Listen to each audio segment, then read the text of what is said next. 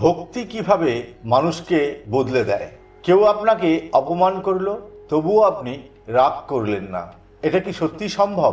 কেউ আপনাকে ছোট করলো, আপনার বিরুদ্ধে কথা বলল, তবুও আপনার ভিতরে ঘৃণা জন্মালো না। এটা দুর্বলতা নয়, এটা এক গভীর আধ্যাত্মিক শক্তির লক্ষণ। মানুষ যখন ভিতর থেকে বদলাতে শুরু করে, তখন বাইরের শব্দ তাকে আর বাধা দিতে পারে না। ভক্তি শুধু মন্দিরে দাঁড়িয়ে নাম জপ করা নয়, ভক্তি হলো একটি অস্থির মনকে শান্ত করার পথ, একটি রাগী মানুষকে সহনশীল করে তোলার শক্তি, একটি অহংকারী হৃদয়কে বিনম্র করে দেওয়ার সাধনা। কিন্তু প্রশ্ন হলো কিভাবে একজন মানুষ ধীরে ধীরে রাগ, লোভ, অহংকার সবকিছুর উপরে উঠে যায়? কি সেই শক্তি যা অপমানের মাঝেও মানুষকে শান্ত রাখে? আজকের এই ভিডিওতে আমরা জানব সাধন ভক্তি আসলে কি, ভাব ভক্তির লক্ষণ কি, কেন সত্যিকারের ভক্ত ধীরে ধীরে পৃথিবীর মায়া থেকে মুক্ত হয়ে যায়, এবং কিভাবে ভক্তি একজন সাধারণ মানুষকে ঈশ্বরের দিকে নিয়ে যায়।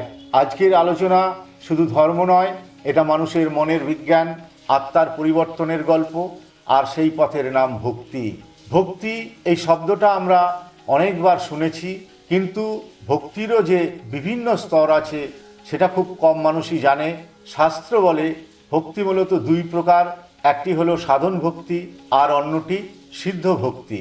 সাধন ভক্তি মানে নিজের চেষ্টা দিয়ে মনকে ঈশ্বরের দিকে ফেরানো, কারণ এই মন খুব অস্থির। এক মুহূর্তে ঈশ্বরের কথা ভাবছে, পরের মুহূর্তেই পৃথিবীর বিষয়ের দিকে ছুটে যাচ্ছে। আপনি জব করতে বসেছেন, কিন্তু মন চলে গেছে অতীতের কষ্টে। ধ্যানে বসেছেন, কিন্তু মনে পড়ছে ভবিষ্যতের চিন্তা। এটাই মনের স্বভাব। আর সেই মনকে বারবার আবারও ঈশ্বরের দিকে ফিরিয়ে আনার নামই সাধনা। এটা সহজ নয়, কারণ এখানে যুদ্ধটা বাইরের কারো সঙ্গে নয়, যুদ্ধটা নিজের মনের সঙ্গে। যেমন একটি ছোট শিশুকে বারবার কোলে আনতে হয়, ঠিক তেমনি এই মনকেও বারবার ঈশ্বরের কাছে আনতে হয়। এই চেষ্টার নাম সাধন ভক্তি। কিন্তু একসময় এই সাধনায় ধীরে ধীরে মনের ভিতর পরিবর্তন আনতে শুরু করে। মন যত ঈশ্বরের দিকে যেতে থাকে, পৃথিবীর বিষয় আসক্তি তত কমতে থাকে। আর তারপর আসে ভক্তির দ্বিতীয় স্তর, সিদ্ধ ভক্তি। এখানে আর জোর করতে হয় না, এখানে মনকে টেনে নিতে হয় না, মন নিজেই স্বাভাবিকভাবে ঈশ্বরের দিকে ছুটে যায়। যেমন নদী নিজের থেকেই সাগরের দিকে যায়, ঠিক তেমনি ভক্তের মনও নিজের থেকেই ঈশ্বরের দিকে প্রবাহিত হয়। প্রথমে মানুষ ভক্তি করে, তারপর এক সময় ভক্তি মানুষকে টেনে নেয়। এই অবস্থায় ঈশ্বরকে স্মরণ করা আর কর্তব্য থাকে না, এটা হয়ে যায় মনের স্বাভাবিক আনন্দ। তবে মনে রাখতে হবে, সিদ্ধ ভক্তি মানেই সম্পূর্ণ ঈশ্বর প্রাপ্তি নয়। এটা সেই অবস্থা যেখানে আত্মা সঠিক পথে অনেকটা এগিয়ে গেছে, মন ধীরে ধীরে শুদ্ধ হচ্ছে, ভিতর থেকে বদলাতে শুরু করেছে, আর সেই পরিবর্তনের লক্ষণগুলোই ভাব ভক্তির চিহ্ন। কিন্তু প্রশ্ন হলো, কিভাবে বুঝবেন আপনার ভক্তি শুধু বাহ্যিক নয়, ভিতরেও পরিবর্তন আনছে? কিভাবে বুঝবেন মন সত্যিই ঈশ্বরের দিকে এগোচ্ছে?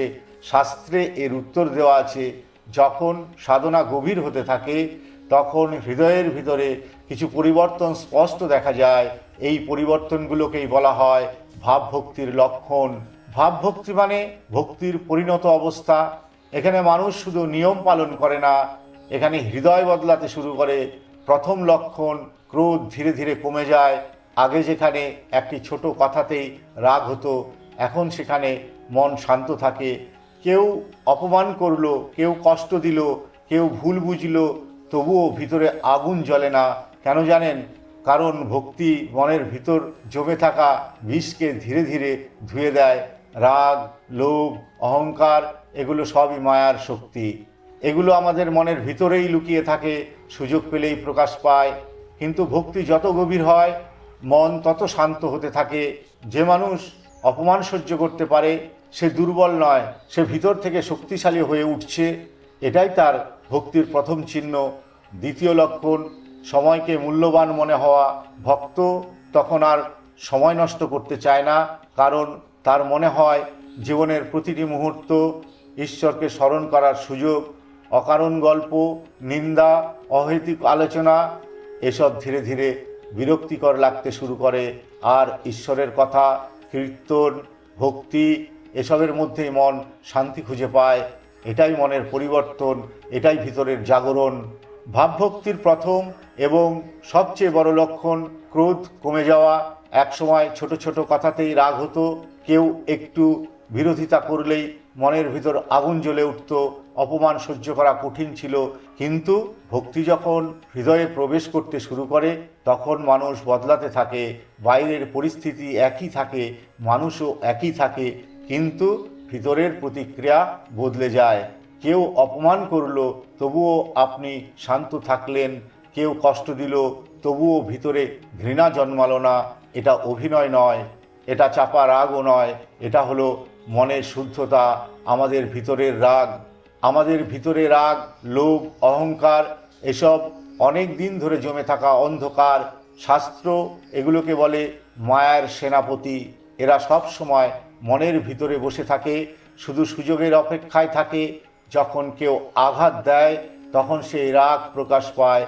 কিন্তু ভক্তির শক্তি কি জানেন? ভক্তি ধীরে ধীরে এই আগুনের জ্বালানি কমিয়ে দেয়। যেমন আগুন জ্বলতে কাঠ লাগে, কাঠ না থাকলে আগুনও জ্বলে না। ঠিক তেমনি ভিতরে অহংকার কমে গেলে রাগও কমতে শুরু করে। কারণ বেশিরভাগ রাগের পিছনেই থাকে আমি। আমাকে কেন অপমান করলো, আমাকে কেন গুরুত্ব দিল না, আমার কথা কেন শুনলো না। এই আমি যত বড় হয় রাগও তত বড় হয়। আর ভক্তি কি করে? ভক্তি সেই অহংকারকে ধীরে ধীরে গলিয়ে দেয়। মানুষ তখন বুঝতে শেখে এই পৃথিবীতে সব কিছু আমার ইচ্ছা মতো চলবে না, সবাই আমাকে বুঝবেও না, সবাই আমাকে সম্মানও দেবে না। আর সেই উপলব্ধি থেকেই মন শান্ত হতে শুরু করে।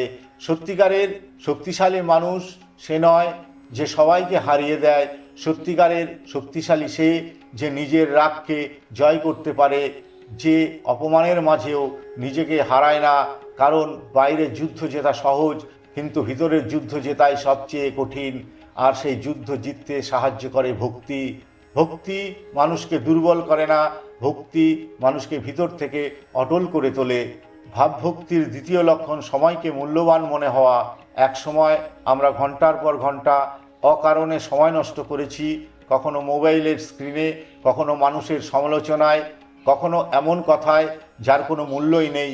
কিন্তু ভক্তি যখন হৃদয়ে জাগতে শুরু করে তখন সময়ের প্রতি দৃষ্টিভঙ্গি বদলে যায়।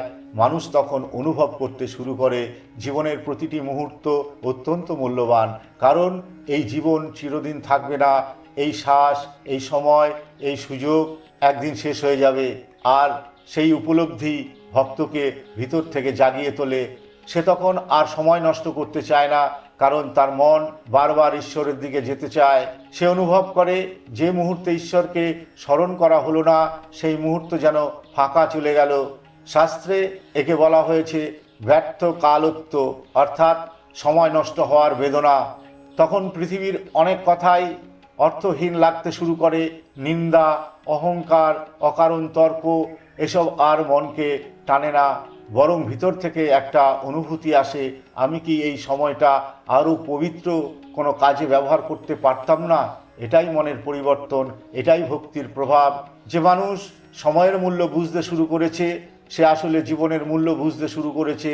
কারণ সময়ই জীবন। হারানো অর্থ ফিরে আসতে পারে, হারানো সম্পর্কও ফিরে আসতে পারে, কিন্তু হারানো সময় কখনো ফিরে আসে না। তাই ভাবভক্তির মানুষ প্রতিটি মুহূর্তকে ঈশ্বরের উপহার মনে করে। আর সেই কারণেই তাদের জীবন ধীরে ধীরে অর্থপূর্ণ হয়ে উঠতে শুরু করে।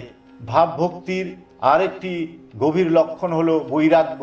কিন্তু বৈরাগ্য মানে কি? সব ছেড়ে পাহাড়ে চলে যাওয়া, সংসার ত্যাগ করা, মানুষ থেকে দূরে সরে যাওয়া? না, সত্যিকারের বৈরাগ্য বাইরে নয়, এটা ভিতরের একটি অবস্থা। বৈরাগ্য মানে পৃথিবীর মধ্যে থেকেও পৃথিবীর দাস না হওয়া, সংসারে থাকা কিন্তু সংসারকে হৃদয়ের ভিতরে জায়গা না দেওয়া। শ্রীরামকৃষ্ণ পরমহংস একটি অসাধারণ উদাহরণ দিয়েছেন। নৌকা জলের উপর থাকবে, কিন্তু জল যদি নৌকার ভিতরে ঢুকে যায় তাহলেই নৌকা ডুবে যাবে। ঠিক তেমনই মানুষ পৃথিবীতে থাকবে, কিন্তু পৃথিবীর মোহ যদি হৃদয়ের ভিতরে ঢুকে যায় তাহলেই আত্মা ডুবে যেতে শুরু করে। ভাবভক্তির মানুষ এই সত্যটা ধীরে ধীরে উপলব্ধি করতে শেখে। তাই লাভ, ক্ষতি, সফলতা, ব্যর্থতা, সম্মান, অপমান এসব তাকে আগের মতো নাড়িয়ে দিতে পারে না, কারণ সে বুঝে গেছে এই পৃথিবীর সব কিছুই পরিবর্তনশীল। আজ যা আছে কাল তা নাও থাকতে পারে। আজ যে মানুষ প্রশংসা করছে কাল সেই মানুষই সমালোচনা করতে পারে। তাই সে বাইরের জিনিসে নিজের শান্তি খোঁজে না। এটাই বৈরাগ্য। বৈরাগ্য মানে আনন্দহীন জীবন নয়, বরং ভিতরের স্বাধীনতা, যেখানে সুখ কোনো বস্তুতে আটকে থাকে না, যেখানে শান্তি মানুষের আচরণের উপর নির্ভর করে না। একজন বৈরাগী মানুষ সংসারের দায়িত্ব পালন করে, কিন্তু ভিতরে ভিতরে সেই ঈশ্বরের সঙ্গে যুক্ত থাকে। রাজা জনক, ধ্রুব, পৃথু এরা সবাই সংসারে থেকে ভিতরে ছিলেন সম্পূর্ণ নিরাসক্ত, কারণ বৈরাগ্য পোশাকে নয়, বৈরাগ্য মনের অবস্থায়। আজ মানুষ বাইরের জিনিসে এত বেশি জড়িয়ে গেছে, সে সামান্য ক্ষতিতেই ভেঙে পড়ে, সামান্য অপমানেই অস্থির হয়ে যায়। কিন্তু যে মানুষ ভক্তির পথে এগোয় সে ধীরে ধীরে ভিতর থেকে শক্ত হতে থাকে, কারণ তার লক্ষ্য বদলে যায়। এই পৃথিবী তখন আর তার চূড়ান্ত গন্তব্য থাকে না। সে বুঝতে শেখে এই জীবন ক্ষণস্থায়ী, কিন্তু আত্মার পথ চিরন্তন। আর সেই উপলব্ধি মানুষকে বৈরাগ্যের দিকে নিয়ে যায়। ভাবভক্তির পরবর্তী লক্ষণ সম্মান ও প্রশংসার আকাঙ্ক্ষা কমে যাওয়া। মানুষের একটি গভীর দুর্বলতা হলো প্রশংসা পাওয়ার ইচ্ছা।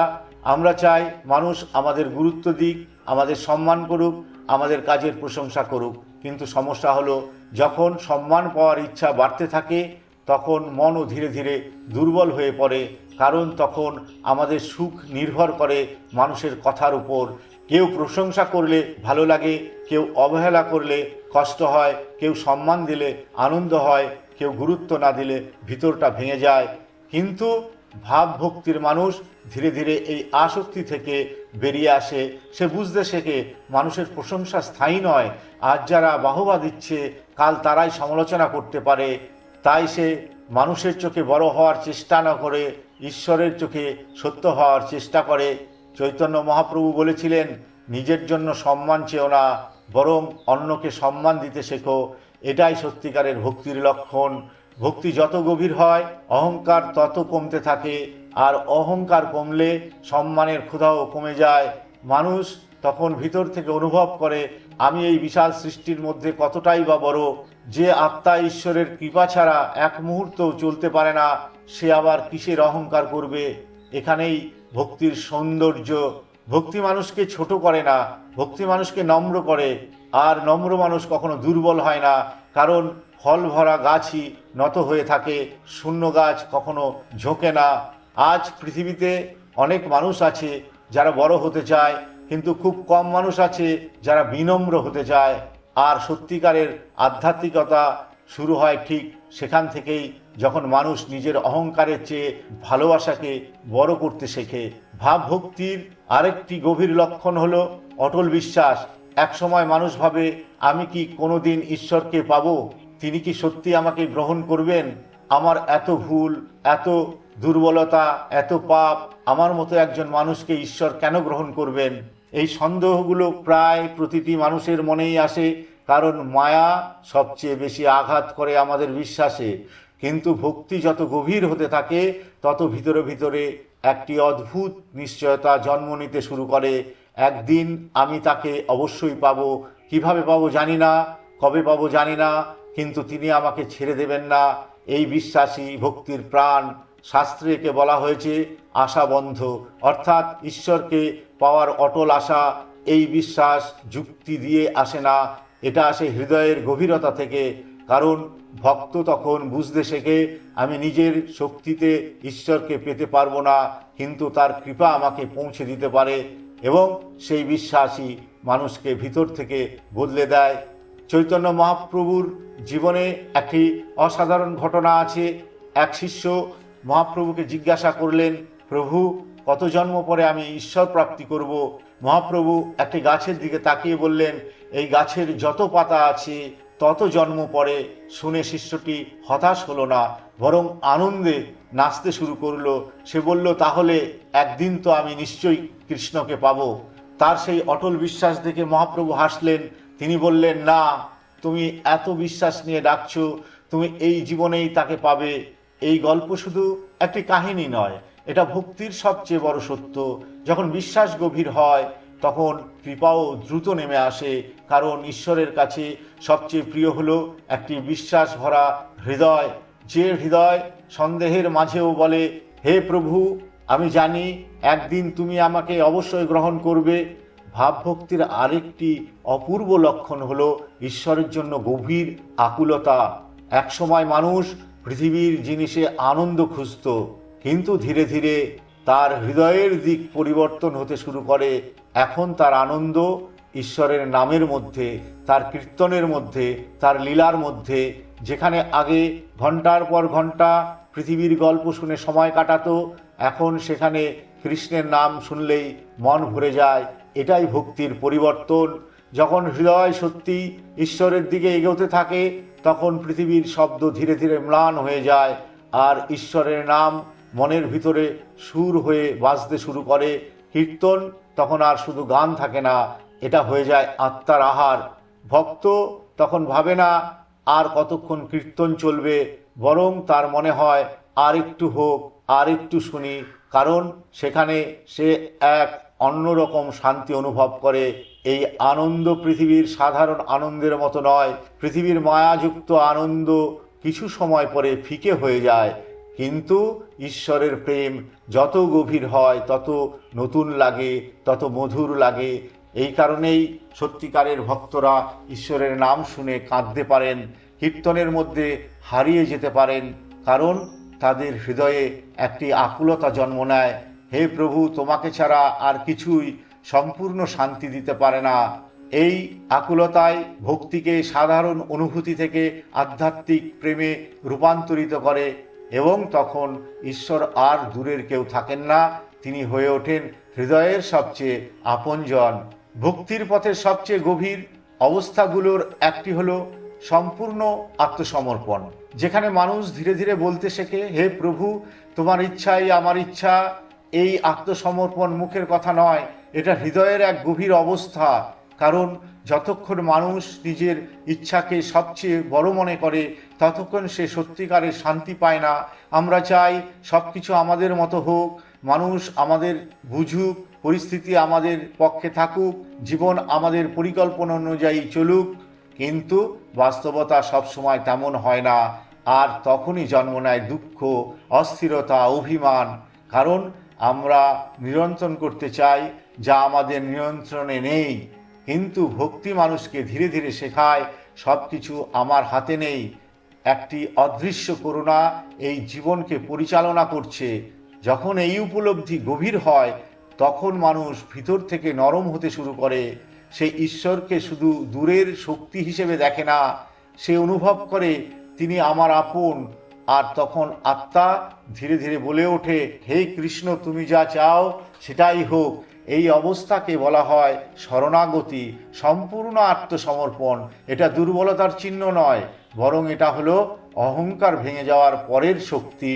কারণ পৃথিবীতে সবচেয়ে কঠিন কাজ হলো নিজেকে ছেড়ে দেওয়া, নিজের অহংকারকে নামিয়ে রাখা, নিজের জেদকে ভেঙে ফেলা। আর ভক্তি মানুষকে সেই শক্তিই দেয়।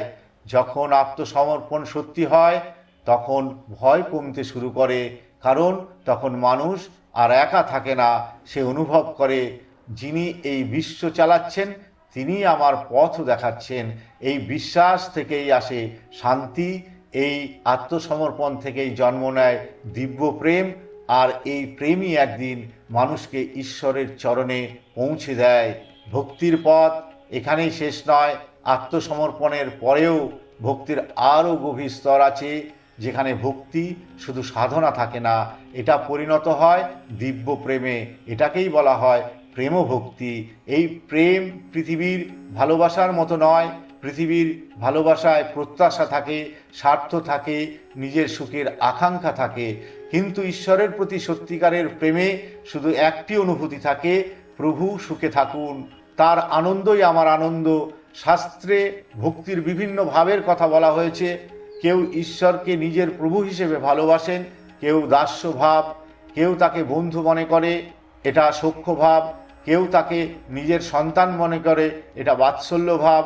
আর সর্বোচ্চ প্রেম, যেখানে আত্মা ঈশ্বরকে নিজের চিরন্তন প্রিয়তম হিসেবে অনুভব করে, সেটাই মাধুর্য ভাব। এই প্রেম যত গভীর হয়, ভক্ত তত নিজের অস্তিত্ব ভুলে যেতে থাকে। তখন নিজের সুখও আর বড় থাকে না, শুধু প্রিয়তমের সুখই গুরুত্বপূর্ণ হয়ে ওঠে। এই অবস্থাকে বলা হয় মহাভাবের পথ। এটি ভক্তির সর্বোচ্চ শিখর। শাস্ত্র বলে এই প্রেমের পূর্ণতা শ্রী রাধারানীর মধ্যে প্রকাশিত হয়েছিল, কারণ তার প্রেমে নিজের জন্য কিছুই ছিল না, ছিল শুধু কৃষ্ণের আনন্দ। এটাই ভক্তির সবচেয়ে বড় রহস্য, যেখানে আমি ধীরে ধীরে হারিয়ে যায় আর শুধু প্রেম বেঁচে থাকে। সেই প্রেম যা আত্মাকে চিরদিনের জন্য ঈশ্বরের সঙ্গে যুক্ত করে দেয়। ভক্তি শুধু ধর্মীয় আচার নয়, এটা শুধু মন্দিরে যাওয়া নয়, শুধু মালা জপও নয়। ভক্তি হলো নিজেকে ভিতর থেকে বদলে ফেলার একটি পথ, যে পথ রাগকে শান্তিতে বদলে দেয়, অহংকারকে বিনয়ে রূপান্তরিত করে, অস্থির মনকে শান্ত হতে শেখায়। ভক্তি মানুষকে পৃথিবী থেকে দূরে নেয় না, বরং পৃথিবীর মাঝেই ভিতর থেকে শক্ত হতে শেখায়। যে মানুষ অপমানের মাঝেও শান্ত থাকতে পারে, যে মানুষ সময়ের মূল্য বুঝতে শেখে, যে মানুষ সম্মানের চেয়ে বিনয়কে বড় মনে করে, যে মানুষ সব পরিস্থিতিতেই ঈশ্বরের উপর বিশ্বাস রাখে, সেই মানুষ ধীরে ধীরে ভক্তির পথে এগোতে শুরু করে। এই পথ সহজ নয়, কারণ এখানে যুদ্ধটা বাইরের কারো সঙ্গে নয়, এখানে যুদ্ধটা নিজের মনের সাথে, নিজের অহংকার, নিজের দুর্বলতার সঙ্গে। কিন্তু একটি সত্য মনে রাখবেন, যে হৃদয় সত্যি সত্যি ঈশ্বরকে খোঁজে, ঈশ্বর কখনো সেই হৃদয়কে খালি ফেরান না। হয়তো সময় লাগে, হয়তো পরীক্ষা আসে, কিন্তু ভক্তির প্রতিটি পদক্ষেপ মানুষকে তার আরও কাছে নিয়ে যায়। তাই আজ থেকে শুধু পৃথিবীকে বদলানোর চেষ্টা করবেন না, নিজের মনকেও বদলানোর চেষ্টা করুন, কারণ ভিতর বদলালে জীবনের দৃষ্টিভঙ্গিও বদলে যায়। আর যেদিন অপমান আপনাকে ভাঙতে পারবে না, যেদিন রাগের মাঝেও আপনি শান্ত থাকতে পারবেন, সেদিন বুঝবেন আপনার ভিতরে ভক্তি জন্ম নিতে শুরু করেছে। হরে কৃষ্ণ, রাধে রাধে। ভিডিওটি ভালো লাগলে লাইক করুন, শেয়ার করুন এবং চ্যানেলটি সাবস্ক্রাইব করে আধ্যাত্মিক জ্ঞানের এই যাত্রায় আমাদের সঙ্গে থাকুন। নমস্কার বন্ধু।